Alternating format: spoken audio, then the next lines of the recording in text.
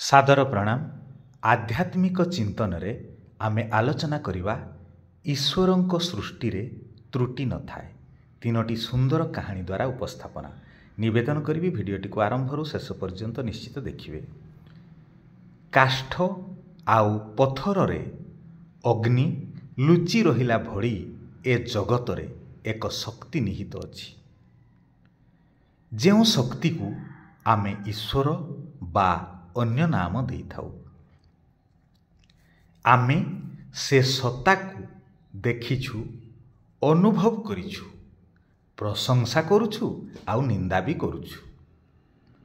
आम मनर आशा पूरण हेले आमे प्रशंसा करू आउ मनर आशा पूरण न हेले आमे कहू ईश्वर बा भगवान सबु मिछ। आमे अनेक समय रे प्रकृति बा ईश्वरंक सृष्टि को त्रुटि मणि थाउ। आसंतु ए संपर्क रे तीनोटी सुंदर कहानी उपस्थापना करिबा। मध्याह्न समय जणे बाटोई पथश्रम हेतु विश्राम निमंते एक विशाल बरगछ मूलरे आश्रय नेले। आश्रय नेउ नेउ शीतल छाईरे निद आसीगला। से शोई पड़िले।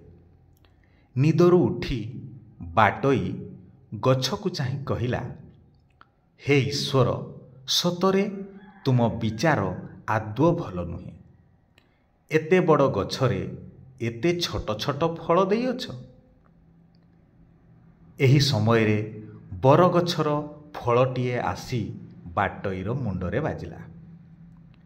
बाटोई भाबिला, जदि बड़ फल होइथांता तेबे मो मुंड फाटी थांता, न हेले मो प्राण जाइथांता। प्रकृतरे सृष्टिर उत्तम विचार, सृष्टि उत्तम विचार करी बड़ वृक्षरे छोट फल देइअछंती। एणु सृष्टिर त्रुटि नाही। आसंतु एबे आलोचना करिबा आउ एक कहानी उपरे। गोटिए गाँ थिला। सेठी अनेक सुस्थ सबल स्वास्थ्यवान युवक सबु जन्मग्रहण करिथिले। मात्र गोटिए परिवार रे एक छोटा पुओ जन्मग्रहण करिथाए। गाँर सबु सुंदर युवक मानकु देखि पिता मातांक मनरे अनेक दुख। ईश्वर आमकु एभली संतानटिए देले। किछि दिन गला राजा आसी से गाँर समस्त युवकंकु बाध्य करी निज सैन्य विभाग रे चाकरी देले। छोटा हेतु जणे युवक को सैन्य बाहिनी रे चाकरी मिलिला नाही। छोटा पुअर बापा ओ माँ आहुरी मन दुख कले। ईश्वरंकु गाड़ी गुलज भी कले।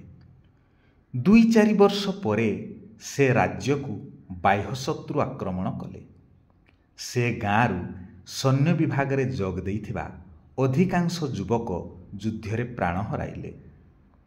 सेतेबेले छोटा पुअर बापा माँ ईश्वरंकु कृतज्ञता जणाई कहिले, आमकु छोटा पुओ देइथिबारु धन्यवाद। आपणक सृष्टि रे त्रुटि नाही। जिबा आउ एक सुंदर कहानी को।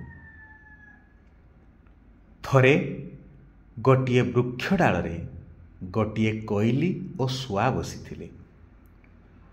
शुआर सुंदर चेहरा देखि कोइली मन दुख कला। भाबिला, ईश्वर सिना मते सुंदर कंठस्वर देले किंतु सुंदर चेहरा देले नाही। धिक मोर एई कोकिल जन्म को। शुआ को सुंदर चेहरा देवा सहित ता कंठरे मधुर वचन देइअछंती। एभली भाबी भाबी कोइली मन दुख करुथबा बेले हठात एक बाणुआ आसी जाल पकाई शुआ को धरी नेला। शुआ छटपट होई कहिला, बाणुआ भाई मते छाड़ी दियो। मु ए सुंदर आकाश रे उड़ीबा को चाहे।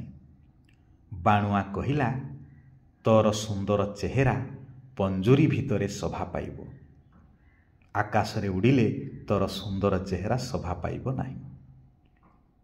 କୋଇଲି ଏସବୁ ଦେଖି ଈଶ୍ୱରଙ୍କୁ କହିଲା, ପ୍ରଭୁ, ଆପଣଙ୍କ ସୃଷ୍ଟିରେ ତ୍ରୁଟି ନାହିଁ, ନହେଲେ ମୁଁ ଆଜି ସେଇ ପଞ୍ଜୁରୀକୁ ଯାଇଥାନ୍ତି। ଆଶା କରୁଛି ଭିଡ଼ିଓଟି ଭଲ ଲାଗିଥିବ। ଦୟାକରି ଲାଇକ୍ଟି ନିଶ୍ଚିତ କରିବେ।